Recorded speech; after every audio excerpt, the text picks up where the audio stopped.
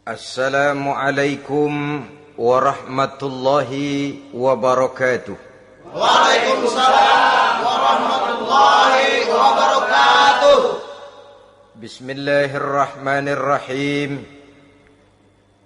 Alhamdulillahi rabbil alamin. Wassalatu wassalamu ala ashrafil mursalin, imamil muttaqin, sayyidil ghurril muhajjalin, wa ala alihi wa ashabihil mujahidin at-tahirin, amma ba'du. Saudara-saudara kaum muslimin rahimakumullah. Satu hari ketika seorang ulama besar bernama Al-Imam Al-Faqih Abu Lais tengah berjalan-jalan di dekat kota Basrah, berkelumpulah sekelompok orang di dekat beliau. Mereka datang mengajukan satu pertanyaan. Imam, kami ingin bertanya. Di dalam Al-Quran itu Allah Subhanahu wa ta'ala menjelaskan, Ud'uni astajib lakum. Berdoalah kepadaku, aku akan jawab doamu. Mintalah kepadaku, aku kabulkan permintaanmu. Itu dan begitu janji Allah di dalam Al-Quran.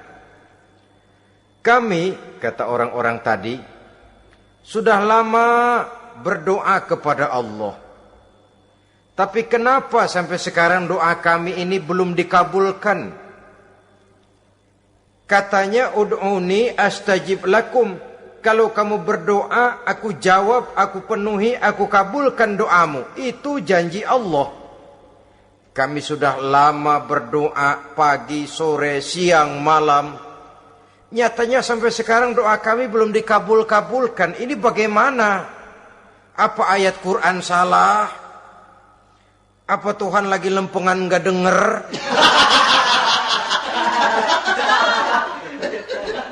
Apa doa kami yang terbalik? Kelihatannya sepele saja ini. Doa tidak didengar oleh Allah. Permohonan tidak dijawab, tidak dikabulkan oleh Allah. Tapi sebenarnya kalau kita mau merenung, kemalangan apa yang paling besar dalam kehidupan ini? Selain daripada kalau permohonan dan doa kita sudah tidak dihiraukan oleh Allah. Artinya hidup sudah tidak diopeni oleh Allah. Jangankan Allah, saudara-saudara, kita nggak diopeni sama mertua saja bingung. Ini mertua diem aja, kalau saya salah apa salahnya, kalau ada yang dikepengenin apa kepengenannya, boyak ngomong kenapa diem begitu. Ini tidak diopeni oleh Allah. Kemalangan apa yang lebih malang selain daripada kalau doa sudah tidak didengar oleh Allah. Itu sudah kemalangan yang paling malang, lebih malang dari kota Malang saya kira.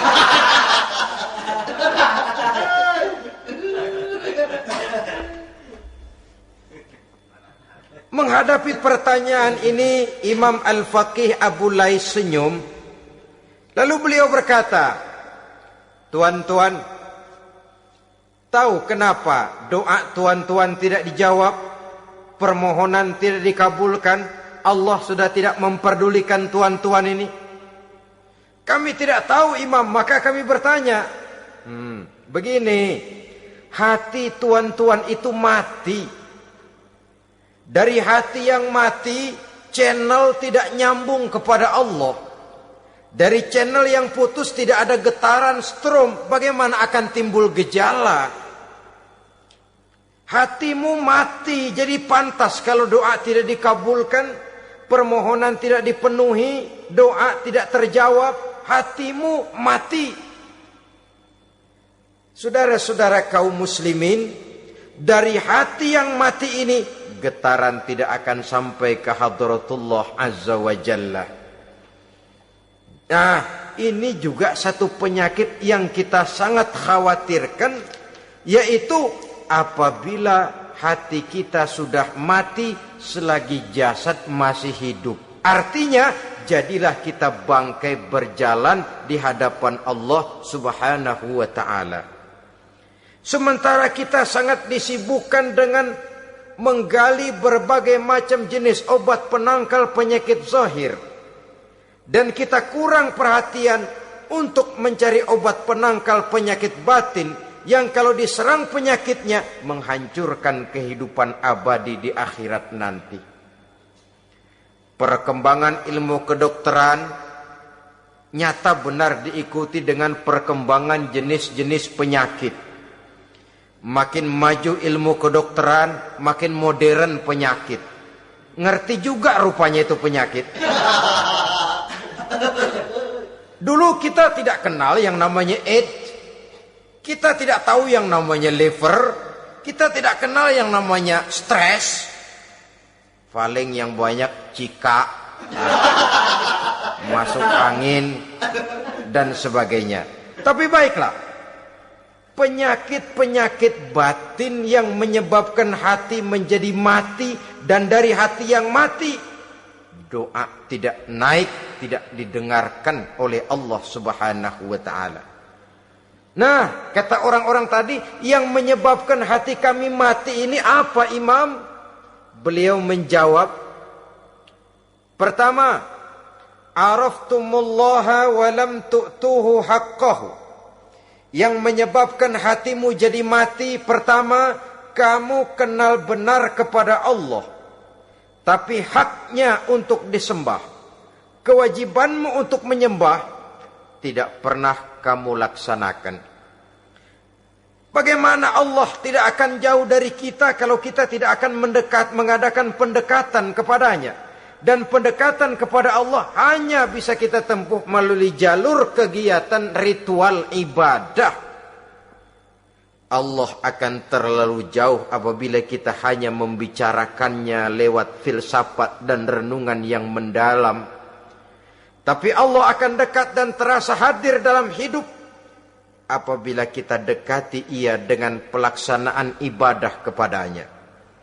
Kamu kenal Allah, tapi hakmu untuk menyembah, kewajibanmu untuk menyembah, haknya untuk disembah, tidak pernah kamu laksanakan. Kalau soal Allah, kita kenal bukan main. Bahkan tidak hanya kita mengajarkan kenal juga kepada anak-anak kita. Kalau ditanya siapa pencipta matahari, bulan dan bintang, Allah. Siapa pencipta lautan, gunung, hutan belantara dan sungai-sungai? Allah. Siapa pencipta bumi, matahari dan sebagainya? Allah. Sembahyang apa enggak? Bagaimana nanti?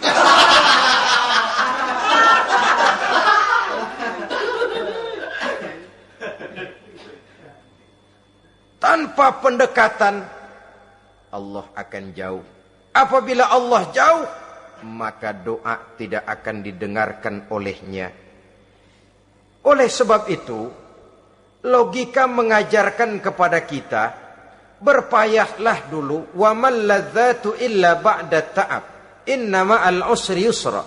Di balik kesulitan menunggu kemudahan. Nikmat baru akan terasa, kelezatan hidup baru akan terasa setelah kita jerih payah banting tulang peras keringat. Rasanya memang lebih nikmat sepotong singkong hasil cucuran keringat sendiri ketimbang roti dijejelin orang. Ini berarti kita ingin mohon pertolongan kepada Allah, sementara dengan Allah sendiri kita jauh. Sama saja dalam kehidupan kita analoginya, saudara-saudara.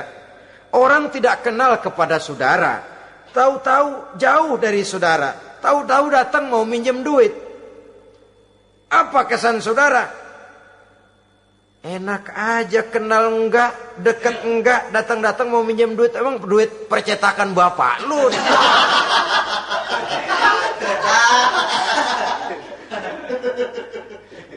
Sedangkan yang kita kenal, sedangkan yang kita bertemu tiap hari, Sedangkan yang sering datang ke tempat kita, kalau satu saat dia pinjam duit, toh kita kadang-kadang masih mikir. Apalagi datang nggak pernah, berkunjung nggak pernah, ngobrol nggak pernah. Apalagi kenal juga nggak pernah, datang-datang mau minta. Macam apa? Datang nemuin Tuhan setahun 2 kali. Idul Fitri, doang sama Idul Adha. Doa cerewet banget. Apa aja diminta. Saudara hadirin, bagaimana doa akan kabul, permohonan akan dijawab? Jikalau kita jauh dari Allah, kita kenal Allah, haknya untuk disembah, kewajibannya untuk menyembah, tidak pernah kita laksanakan. Itu yang menyebabkan hati kita lalu menjadi mati. Padahal mengenal Allah, setelah mengenalnya, mengadakan pendekatan kepadanya melalui ritual ibadah yang dicontohkan oleh Rasulullah Sallallahu Alaihi Wasallam. Ini hal pertama yang menyebabkan hati jadi mati. Kamu terlalu kenal Allah, tapi tidak pernah menyembah kepadanya. Sama aja orang kerja kagak, habis bulan mau minta gaji. Karena kita jitak palanya. Macam apa? Kerja enggak, tahu-tahu datang mau minta gaji. Kerja dulu yang baik, habis bulan baru enggak diminta pun memang sudah ada jatahnya. Ibadah dulu kita kepada Allah. Soal Allah memberikan karunia kepada kita, itu hak Allah. Apabila kita dekat dengannya, ibadah yang kita laksanakan benar, karunia itu akan datang kepada kita. Saudara-saudara, yang kedua yang menyebabkan hati jadi mati, qara'tumul Qur'an walam ta'malu bih. Kamu baca Al-Qur'an tapi ajarannya tidak pernah kamu amalkan. Kamu baca Quran tapi isinya kamu injak-injak. Sehingga ada peringatan dari Rasul Sallallahu Alaihi Wasallam. Beliau bersabda, "Iza azzamat ummatid dunya wa fi riwayatin dinaron wa dirhaman nuzi'at minha haibatul Islam. Wa iza turikatil amru bil ma'rufi wan nahyu 'anil munkari hurimat 'alaihim barakatul wahyi. Wa iza tasabat ummati saqatat min 'ainillah." 3 peringatan keras, tapi yang merupakan gejala penyakit kita umat Islam diperingatkan oleh Nabi kita. Pertama, iza azzamat ummatid dunya. Apabila umatku telah terlalu mengagung-agungkan dunia, apabila umatku telah jatuh menjadi umat yang materialistis, segalanya diukur dari sudut keduniaan saja, nuzi'at minha haibatul Islam, maka akan dicabutlah dari mereka kehebatan agama Islam. Hilang kehebatan Islam apabila kita jatuh menjadi umat pengagung dunia, penyembah materi. Nilai kita, keberadaan kita tidak dihargai orang lain. Orang memandang kita remeh saja. Orang Islam gak ada apa-apanya, bayar aja. Bisa dibeli, bisa diatur, bisa dikerjain, garap saja. Nuzi'at minha haibatul Islam, hilang dari mereka kehebatan Islam ini. Kenapa? Mereka telah mengagungkan dunia dan menjadikannya sebagai tujuan. Padahal dunia cuma alat, materi cuma alat, harta cuma alat. Yang kedua, wa iza turikatil amru bil ma'rufi wan nahyu 'anil munkari hurimat 'alaihim barakatul wahyi. Apabila telah ditinggalkan amar ma'ruf dan nahi munkar, maka hilanglah keberkahan wahyu. Ini yang ada hubungannya dengan masalah kita. Kita baca Quran, kita tidak amalkan isinya. Bagaimana hati tidak jadi mati? Amar ma'ruf dan nahi munkar ditinggalkan orang, hilang keberkahan wahyu. Pada saat itu boleh jadi Quran ada, tapi cuma tinggal tulisan saja. Islam ada, cuma tinggal sekedar nama saja. Diseminarkan, disimposiumkan, dimuktamarkan, tapi tidak dijabarkan dalam kehidupan sehari-hari. Apabila amar ma'ruf dan nahi munkar telah ditinggalkan orang, hilang keberkahan Quran itu. Akibatnya apa? Apabila amar ma'ruf tidak lagi digalakkan orang, nahi munkar tidak dilaksanakan orang, lalu orang menilai sesuatu menurut seleranya sendiri. Mana yang ma'ruf, mana yang munkar, tidak ada lagi patokan utama. Kalau baik kata otaknya, dia kerjakan. Tidak baik menurut otaknya, dia tinggalkan. Agamanya adalah otak, berhalanya adalah akal. Akhirnya umat kehilangan pedoman. Tidak lagi jelas mana batas yang ma'ruf, mana batas yang munkar. Dalam kondisi sedemikian, akhirnya akan terjadi penjungkiran nilai. Paling celaka nantinya, yang ma'ruf malah dianggap munkar, yang munkar malah menjadi ma'ruf. Peringatan ketiga dari Nabi, wa iza tasabat ummati saqatat min ainillah. Apabila umatku sudah saling berbantahan, apabila umatku sudah saling caci memaki, saqatat min ainillah, jatuhlah mereka dalam pandangan Allah Subhanahu wa taala. Hilang wibawa umat yang sudah saling mencaci maki, saling menjatuhkan, saling gasak, gesek, gosok. Justru agama menganjurkan kita ini saling asah, asih, asuh. Kadang yang kita praktekkan, kita ini saling gasak. Yang kedua, saling gesek. Yang ketiga, saling gosok. Gasak, gesek, gosok. Kacau kita ini. Saling gasak, menjegal kawan seiring, menggunting dalam lipatan. Saling gosok, fitnah sana, fitnah sini.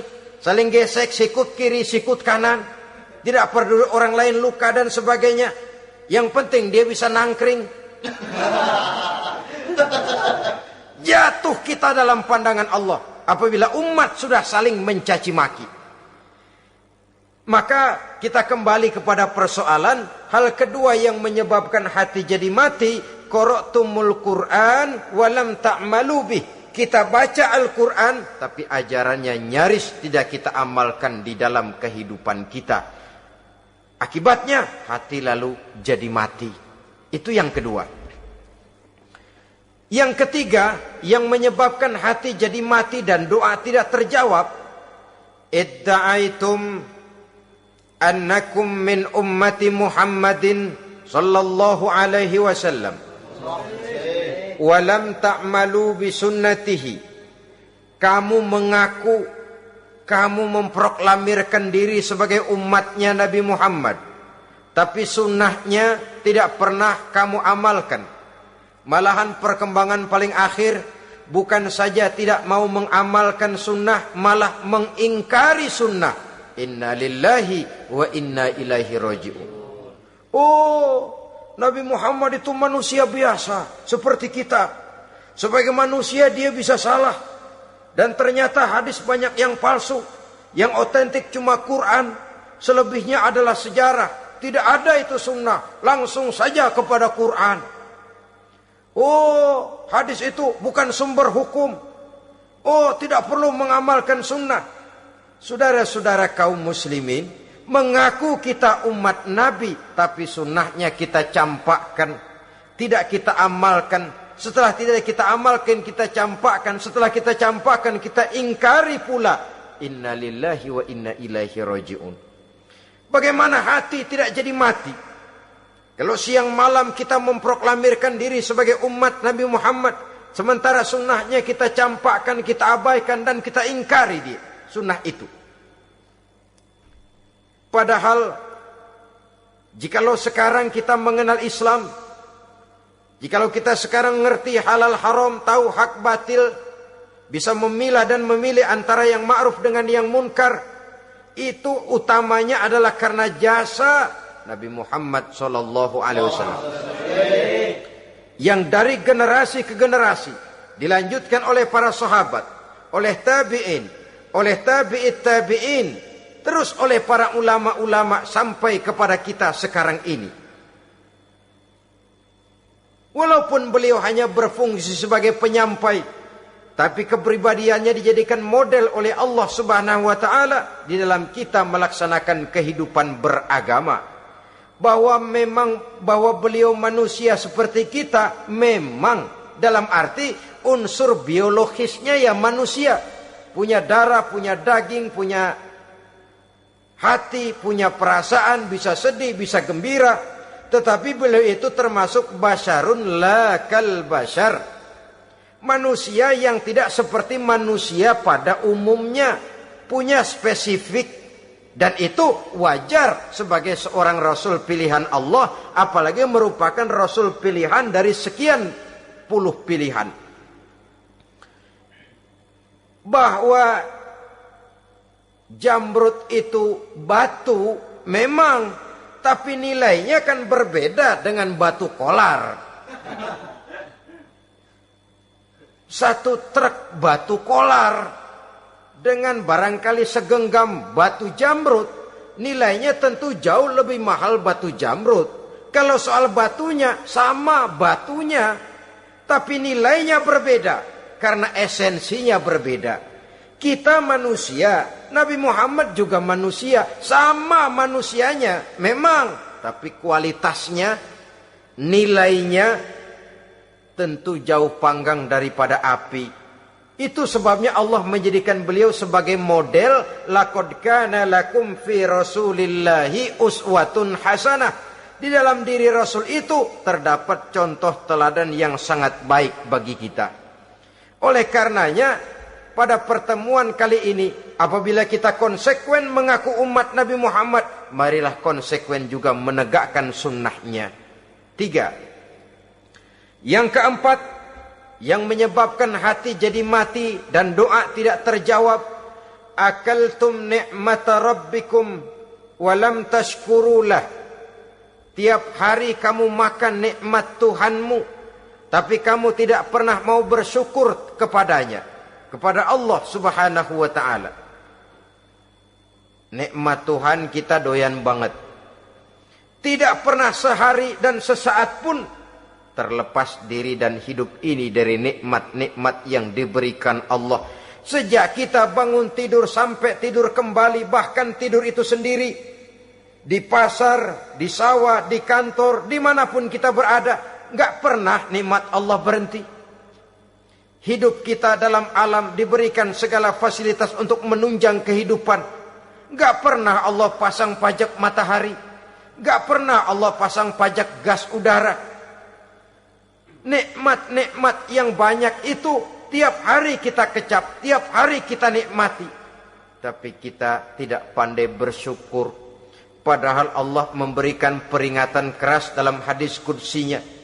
Man lam yashkur ala na'mai wa lam yasbir ala balai falyakhruj min tahti samai wal yatlub rabban siwaya. Siapa yang tidak mau bersyukur terhadap nikmat yang aku berikan kepadanya dan tidak mau bersabar terhadap ujian yang aku berikan kepadanya, silahkan keluar saja dari kolong langit ini dan cari Tuhan selain aku. Diusir oleh Allah. Kalau orang tidak mau bersyukur terhadap nikmat yang aku berikan dan tidak mau bersabar terhadap ujian yang aku timpakan, keluar dari kolong langitku, keluar, cari Tuhan selain aku. Diusir. Lah yang ngusir Allah. Anak sekarang bilang mau ke Menong.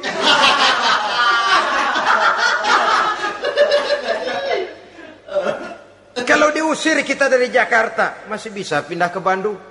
Diusir kita dari Bandung, bisa pindah ke Jogja, Solo. Diusir kita dari Indonesia, bisa pindah ke Singapura, Malaysia.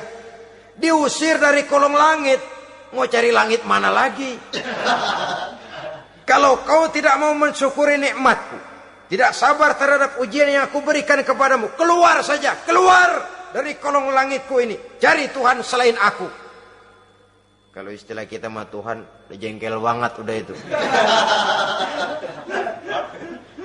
Nikmatku, yang nikmat yang aku berikan kau makan, tapi kepadaku engkau tidak pernah mau bersyukur. Saudara-saudara kaum muslimin rahimakumullah, wajar. Kita dulunya tidak ada, sekarang ada, nikmat. Susunan biologis manusiawi kita demikian cantik, nikmat. Tinggal di bumi, fasilitas yang kita perlukan disediakan, tinggal kemampuan kita mengelolanya. Nikmat. Diberikan kita otak yang membedakan kita dengan binatang, nikmat. Diberikan kita agama, diutus para rasul untuk jadi model dalam kehidupan kita, nikmat. Kalau cara kita emang kurang apa sih? Apa yang kurang, hai manusia? Engkau tidak ada, aku adakan. Kalau aku perintahkan kau tinggal di bulan, mungkin kau tidak akan sanggup hidup. Begitu lahir juga kelepek-kelepek habis. Ya nggak ada HO2 toh di bulan, mau ngisap apa? Aku perintahkan tinggal di permukaan bumi. Alamnya indah, fasilitas serba menunjang. Nikmati semuanya, semuanya untuk kamu, semuanya. Satu pintaku, syukuri nikmat yang aku berikan kepadamu. Ya bukan cuma syukur dalam ucapan, syukur dalam perbuatan.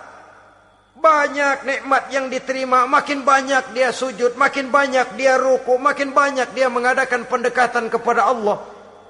Syukur dalam artian berupa tindakan dan perbuatan, mempergunakan nikmat sesuai dengan kehendak yang memberikan nikmat itu sendiri kepada kita.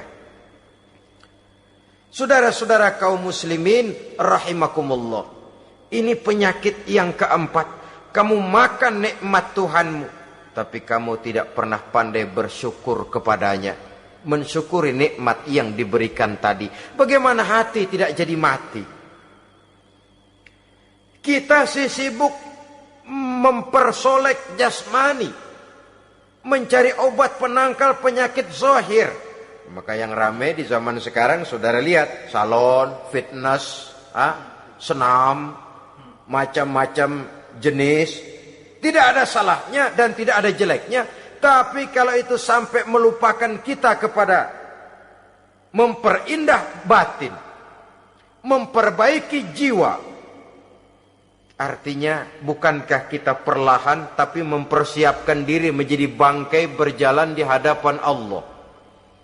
Dengan operasi plastik, yang pesek jadi mancung, yang sipit jadi belok, kulit keriput jadi kencang, pipi terlalu cekung bisa diatur. Saudara-saudara, tapi kalau hati yang rusak, jiwa yang rusak, kemana lagi kita akan berobat kalau bukan kepada agama? Maka hati itu jadi mati apabila kita selalu memakan nikmat Allah dan tidak pandai mensyukuri nikmat itu. Dari hati yang mati tidak akan ada getarannya. Oleh sebab itu doa tidak terjawab. Selanjutnya, yang menyebabkan doa tak terjawab dari sebab matinya hati, qultum annal mauta haqqun wa lam tasta'iddu lahu. Kamu berkata, kamu yakin bahwa mati adalah sesuatu yang benar, tapi kamu tidak pernah punya persiapan untuk mati. Padahal menurut logika, orang yang akan bepergian jauh tentu dia harus mempunyai bekal yang cukup. Semakin jauh jarak perjalanan yang akan ditempuhnya, semakin banyak perbekalan yang harus dibawanya.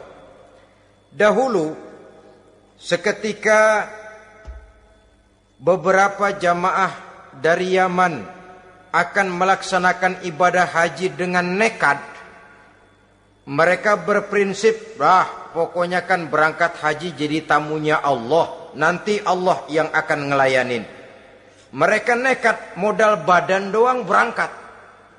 Diadukan kepada baginda Rasul, lalu turun peringatan dari Allah, wa tazawwadu fa inna khairaz zadi taqwa. Jangan begitu, bawa bekal. Sesungguhnya bekal yang paling baik adalah takwa. Bahwa berangkat dengan bekal takwa itu bekal yang paling utama. Tapi bekal-bekal yang lain pun jangan diabaikan. Kalau kita akan berangkat untuk tujuan yang baik, bekal yang paling utama memang takwa. Tapi tidak berarti harus mengabaikan bekal-bekal yang lain. Begitulah, semakin jauh perjalanan yang akan kita tempuh, semakin banyak bekal yang harus kita hadapi. Kalau saudara mau pergi ke Surabaya, tidak membawa bekal kemudian berani berangkat, rasanya sih saya pikir itu bukan berani, nekat namanya. Sama saja orang belum pernah sembahyang mati. Nekat tuh orang. Berani amat. Belum berbuat kebaikan barang sedikit pun sudah mati. Nekat namanya itu. Sama saja tadi, nggak bawa bekal apa-apa berangkat ke Surabaya. Sampai Surabaya belum tentu, sengsara udah jelas. Belum punya bekal yang baik sudah mati. Sampai ke surga belum tentu. Tapi kebelangsak dan sengsara, rasa-rasanya pasti itu. Oleh karena itu, kalau kita yakin mati sesuatu yang benar, sesuatu yang pasti datang menimpa, maka hendaklah kita mempersiapkan bekal. Kemudian, idda'aitumun najata minan nar, wa ramaitum fiha anfusakum. Kamu memproklamirkan diri ingin selamat dari neraka, tapi kamu lemparkan dirimu ke dalam neraka. Bagaimanapun bajingannya bajingan, kalau ditanya ente mau masuk neraka enggak, jawabannya pasti enggak. Itu pasti perbuatannya sendiri yang melemparkan dirinya ke dalam neraka, membiarkan dirinya berlarut-larut, bertimbun-timbun dalam dosa dan kesalahan, dan tidak akan ada niatan untuk memperbaiki diri. Hanyut di meja judi, habis ditelan minuman keras, fitnah sana, fitnah sini, hasud sana, hasud sini. Padahal mulutnya ingin selamat dari neraka, perbuatannya malah melemparkan dirinya ke dalam api neraka. Tidak ada orang yang lebih sayang kepada diri kita selain kita sendiri. Dan menyayangi diri itu tidak cuma dengan memandikannya sehari 3 kali, memakaikannya parfum dengan segala macam merek, memakai sabun yang wangi-wangi, minyak yang harum-harum. Lebih daripada itu, jaga dan sayangi diri. Jangan jatuhkan dia ke dalam perbuatan-perbuatan yang bisa menjerumuskan diri itu ke dalam neraka. Kemudian disambung oleh Imam Al-Faqih Abu Lais yang menyebabkan doa tidak terjawab karena hati mati. Idda'aitum dukhulal jannah walam ta'malu laha. Kamu ingin masuk surga, tapi kamu berat mengamalkan perbuatan yang bisa menyampaikan kamu ke surga. Semua kita kalau ditanya, mau masuk surga? Mau. Tapi jarang yang berlomba melakukan perbuatan-perbuatan yang bisa menyampaikan kita ke surga. Kemudian yang terakhir kata Imam Al-Faqih Abu Lais, dafantum mautakum walam ta'tabiru laha. Kamu menguburkan orang yang mati di antara kamu, tapi kamu tidak bisa mengambil iktibar, tidak bisa mengambil pelajaran dari mayit yang jenazah yang kau kuburkan itu. Mestinya kan nguburin orang tuh membuat sadar. Iya, kalau sekarang dia saya baringkan di liang lahat, menghadap ke arah kiblat, bantalnya tanah. Setelah itu ditutup dengan papan, lalu ditimbun dengan tanah. Iya, sekarang giliran dia, giliran saya, entah besok, lusa, bulan depan, tahun depan, tapi pasti mengubur mayat, mengubur jenazah, tapi tidak bisa mengambil iktibar dari yang dilaksanakannya itu. Ini merupakan penyakit-penyakit batin yang merupakan handicap, yang menimbulkan jarak antara kita dengan Allah Subhanahu wa ta'ala. Pantas kalau itu semua ada pada diri kita, hati jadi mati. Dari hati yang mati, doa tidak akan tembus. Kita tidak lagi akan diperdulikan oleh Allah Subhanahu wa taala. Dan itu sekali lagi kemalangan yang terbesar dalam kehidupan kita. Bagaimana jalan keluarnya? Pertama, memperbaiki batin kita, menyelamatkan diri daripada penyakit-penyakit yang bisa mematikan hati seperti yang sudah saya sebutkan tadi. Yang kedua, berdoa dengan adab. Sehingga tata cara di dalam kita bermohon kepada Allah Subhanahu wa taala dibicarakan secara khusus oleh Al-Imamul Ghazali dalam kitab Ihya beliau yang disebut adabud doa. Adab di dalam kita melaksanakan doa kepada Allah Subhanahu wa taala. Setelah batin ini bersih dari penyakit-penyakit hati yang bisa menyebabkan hati jadi mati, berdoalah kita kepada Allah. Bagaimana adabnya? Kata Imamul Ghazali rahimahullah, yang pertama hendaklah ia di dalam berdoa itu memilih waktu yang mulia. Minal awqatis syarifah, kata beliau. Memilih waktu-waktu yang punya nilai mulia. Ramadan dalam 1 tahun, Jumat dalam tiap minggu, sepertiga malam yang akhir pada setiap hari. Waktu-waktu yang punya nilai mulia. Walaupun misalnya saudara berdoa pada hari Kamis, tidak ada halangannya Allah mau kabulkan. Ini tidak berarti bahwa kalau sudah berdoa hari Jumat lalu hari Kamis tidak mau berdoa, tidak. Lebih memilih mengintai waktu-waktu yang punya nilai mulia. Lailatul Qadar sekali dalam setahun. Waktu-waktu yang punya nilai mulia. Logikanya begini, saudara-saudara. Kalau kita datang ke rumah seseorang, tujuan utama kita minjem duit, yang paling pertama kita perhitungkan tanggal berapa nih? Kan itu toh, tanggal berapa? Kalau tanggal 20 atuh minjem duit, orang lagi ngap-ngapan, boro-boro dia bisa minjemin, dia sendiri mungkin lagi pusing. Kita lebih dulu kita amatin tanggal berapa nih? Yang enak sore apa siang? Jam 2. Jam 2 dia baru pulang dari kantor, tapi giliran tidur. Kalau dia tidur dibangunin, datang mau minjem duit, kagak dimaki-maki sudah kebagusan deh. Kan kita lihat waktunya, timingnya kata orang sekarang. Tanggal berapa, sore, apa malam, apalagi gulem, apa terang bulan. Itu semua sudah kita atur sedemikian rupa. Memilih waktu. Yang kedua kata Imamul Ghazali,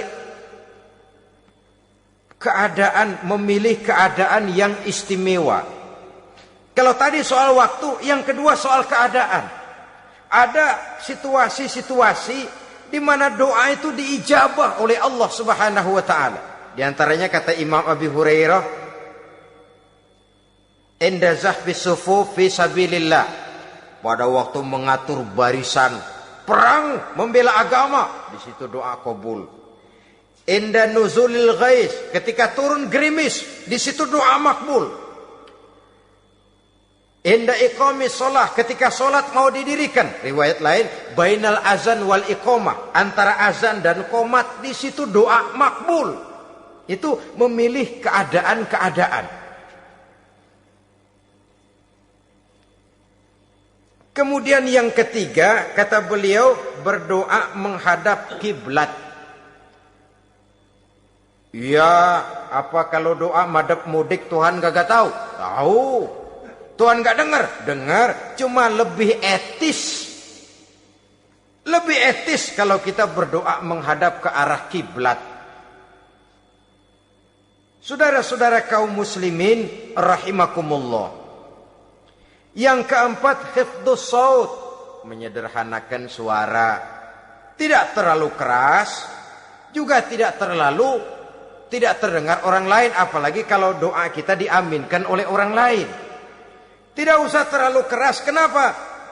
Karena Allah yang kita meminta kepadanya bukan zat yang tuli, bukan zat yang buta, bukan zat yang tidak dengar, bahkan dia maha dengar. Juga tidak terlalu seperti orang berbisik-bisik, apalagi kalau doanya doa bersama-sama. Tapi kadang-kadang terdorong oleh husnuzon dari para makmum saja. Tidak peduli apa yang dibaca oleh imam, yang kedengaran cuma amin aja gerengan. Amin, amin, amin, amin, amin, amin.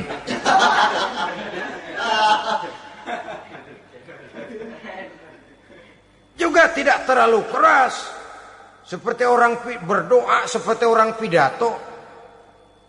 Saudara-saudara kaum muslimin rahimakumullah.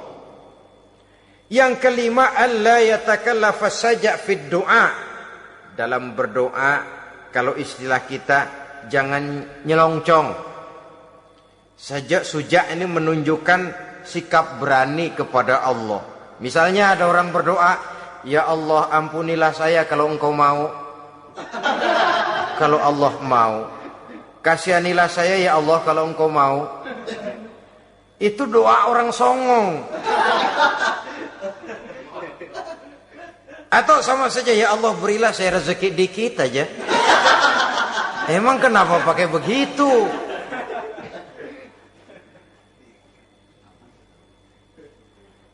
Allah yatakallafa saja fid du'a. Yang keenam kata Imamul Ghazali, at-tadarru' wal khusyu'. Dengan tadarru' dan khusyu', dengan sikap tawadu, benar-benar ya seperti kita lah kalau datang memang menghajatkan pertolongan dari seseorang, segala action kita atur supaya hajat kita itu kabul, kan begitu. Kadang-kadang istilah orang kalau perlu ngesor mah ngesor dah, yang penting permintaan dikabulkan, gitu saja. Kita lihat sekarang ini, ramai orang bicara soal film-film Parno. Kelihatannya pendatang-pendatang baru, pokoknya asal bisa main dah, bugil ya bugil dah. Yang penting nyohor, bisa tampil. Walaupun dalihnya semua sama, mula-mula cuma iseng. Adegan panas bagaimana? Kalau tuntutan skenario apa boleh buat? Apa boleh buat? Emang nggak bisa milih. Setelah film beredar baru saya juga jijik ngeliat, lah tadi kemana waktu bikin? Udah jadi baru jijik, bikinnya merem memang itu.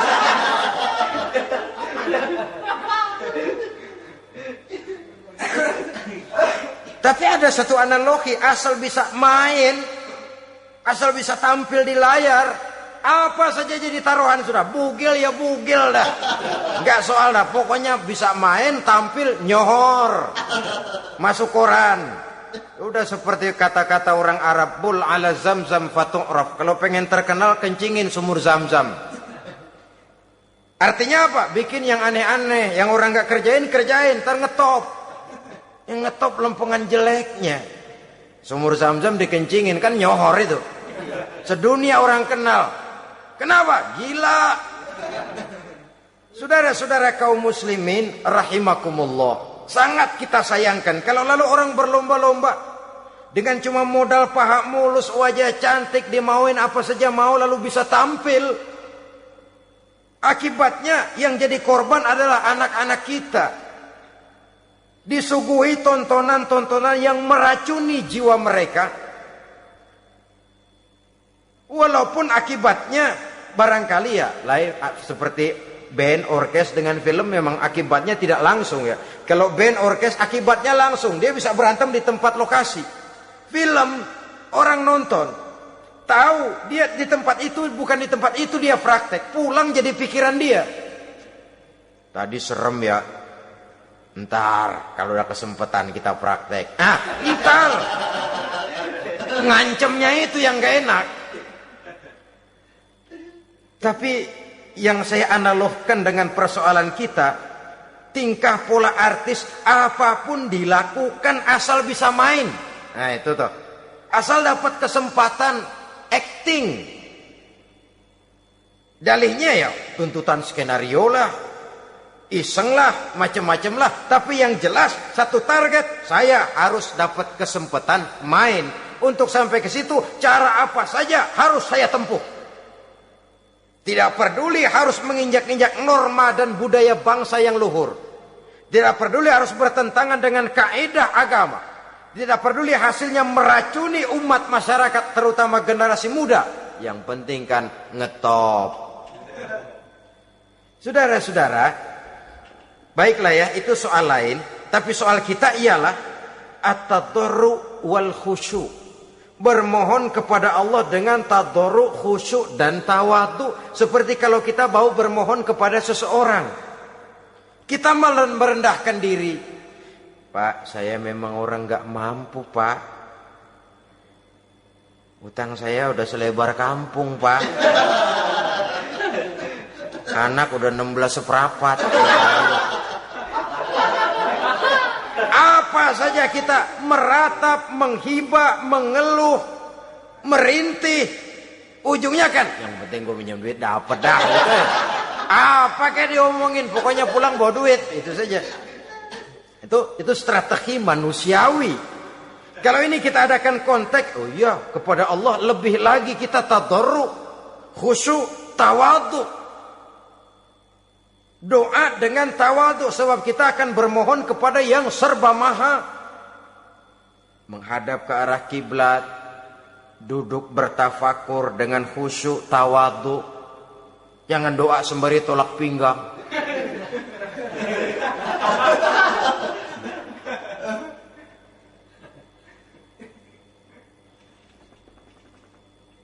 Yang ketujuh, kata Imamul Ghazali, ayyujzimad du'a wa yuqina bil ijabah. Hendaknya dia menjazamkan doanya itu. Dan yakin bahwa doanya akan dikabulkan oleh Allah. Sebab kata Nabi, innallaha la yaqbalu du'aan min qalbin ghafilin lahin. Allah subhanahu wa ta'ala tidak akan menerima doa dari hati yang lalai dan main-main. Doa ke orang ugah-ugahan.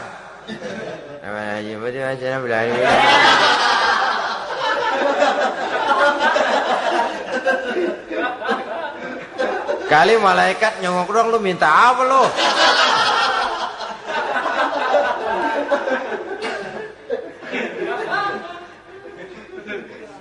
Seperti tadi itu, kita datang mau minjem duit sama orang, ngomongnya ogah-ogahan. Minjem duitnya dikasih syukur, enggak ya udah. Ya enggak dah, enggak dikasih sudah. Kenapa? Mintanya begitu. Enggak serius. Dan enggak yakin bahwa doanya akan dikabulkan. Kalau kita sudah punya keyakinan, jangan-jangan doa saya enggak diterima Allah. Enggak. Kata Allah, ana inda zonni abdi bi. Aku sih bagaimana menurut sangka hambaku kepadaku saja. Kalau sangkanya baik, aku baik. Kalau sangkanya doanya dikabulkan, aku kabulkan. So itu doa harus dengan pasti. Dan harus dengan yakin doa itu akan dikabulkan. Dan meluruskan harapan. Membenarkan cita-cita. Meluruskan maksud apabila doa itu dikabulkan oleh Allah subhanahu wa ta'ala. Saudara-saudara, oleh karenanya jangan doa setengah hati. Jangan berdoa sambil main-main. Apalagi menghadap kiblat dengan dua tangan terangkat sebagaimana dicontohkan oleh Rasulullah sallallahu alaihi wasallam. Bahwa berdoa tanpa mengangkat kedua tangan pun Allah tahu. Allah dengar. Tapi kelihatannya kurang serius. Seolah-olah terserah dah Tuhan, mau dikasih ya kasih, enggak ya udah. Seolah-olah kita tidak serius dalam berdoa. Kemudian yang berikutnya kata Imamul Ghazali, ayyaftatahad du'a bi zikrillah fala yabda'u bi su'al. Hendaknya dia mulai berdoa itu dengan menyebut nama Allah, berzikir kepada Allah, fala yabda'u bi su'al, jangan langsung memulai dengan permintaan. Ini tata krama etisnya. Sama juga orang kirim surat, salam sejahtera kami haturkan. Padahal mah nggak ada itu juga nggak apa-apa. Itu kan maksud mukaddimah saja. Besar harapan kami semoga Bapak dan sekeluarga di sini pun berada dalam keadaan sehat walafiat. Selanjutnya kami telah dengar dari berbagai teman tentang kedermawanan Bapak, tentang bantuan Bapak di berbagai bidang yang menyangkut sosial pendidikan. Sehubungan dengan itu maka kami bermaksud mengajukan permohonan. Baru masuk itu mah 15 kalimat kesonoin, urusan lain. Intinya sehubungan dengan itu kami bermaksud memohon kepada Bapak. Kita mulai. Salam sejahtera kami haturkan, bersama ini pula kami macam-macam lah. Sama juga seperti tadi itu. Kita datang mau minjem duit. Datang karena kita tahu datang habis bulan. Malam terang bulan. Udaranya sejuk. Ngobrol lah kita. Dapat teh. Apa kabar Pak? Baik. Aduh Bapak sih untung dah Pak. Kayak pemurah lagi. Saya tahu Bapak banyak nyumbang di mana-mana. Di Angon aja tuh orang di Angon.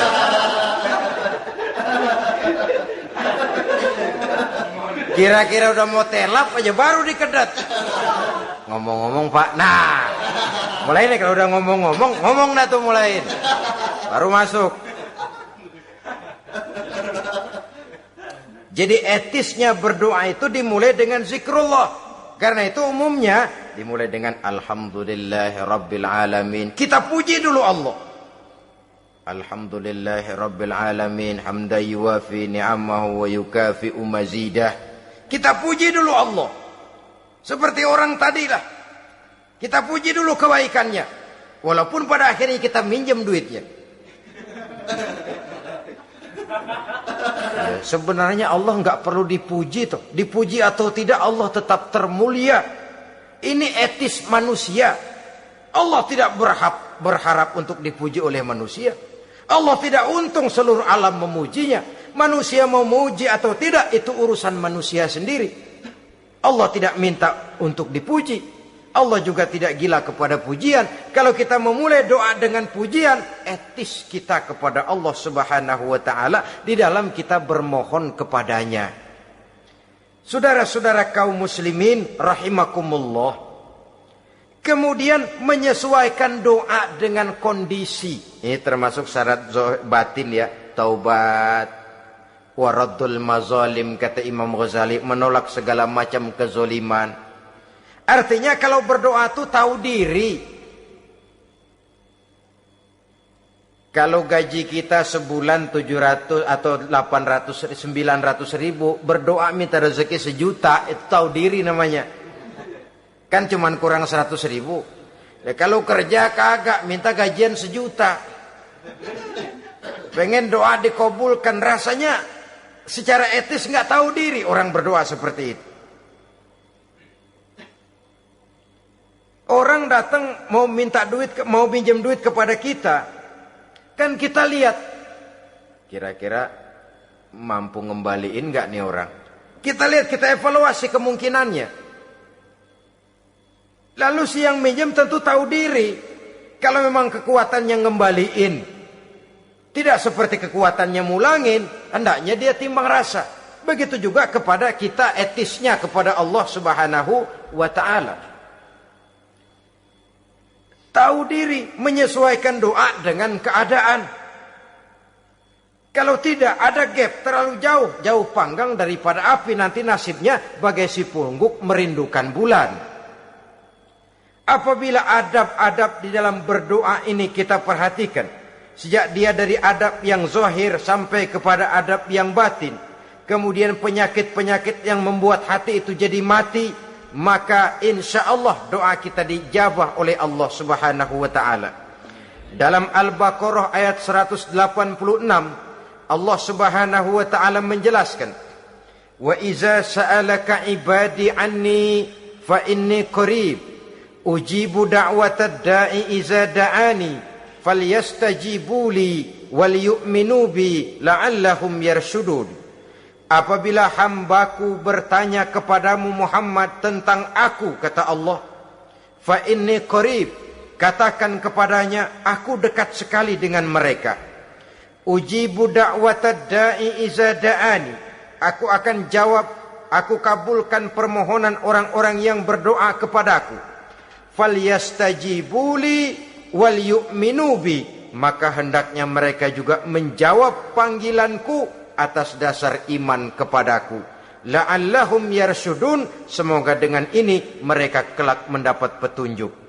Saudara-saudara, Al-Baqarah 186 ini dengan nyata menjelaskan kepada kita, Allah akan menjawab doa, mengabulkan permohonan apabila kita falyastajibuli wal yu'minu bi, juga menjawab panggilan Allah atas dasar beriman kepadanya. Logikanya tadi itu, araftumullaha wa lam tu'tuhu haqqahu. Kita tidak pernah mau menjawab panggilan Allah sementara kita berharap doa kita dijawab oleh Allah. Apa enggak pincang? Apa enggak berat sebelah? Panggilan Allah kita berat memenuhinya, sementara kita sangat berharap agar permohonan kita, seruan kita dikabulkan oleh Allah. Menjawab panggilan Allah atas dasar beriman kepadanya. Kenapa? Ada orang menjawab panggilan bukan berdasarkan iman, tapi karena target lain. Datang sembahyang Jumat paling dulu, target utamanya pulang juga paling dulu nyabet sendal, nyabet sepatu. Menjawabnya iya, tapi tidak karena iman. Jadi apabila kita rajin menjawab panggilan Allah atas dasar beriman kepadanya, maka seruan, permohonan, doa niscaya dikabulkan olehnya. Ini saja, mudah-mudahan ada manfaatnya. Terima kasih atas segala perhatian. Mohon maaf atas segala kekurangan.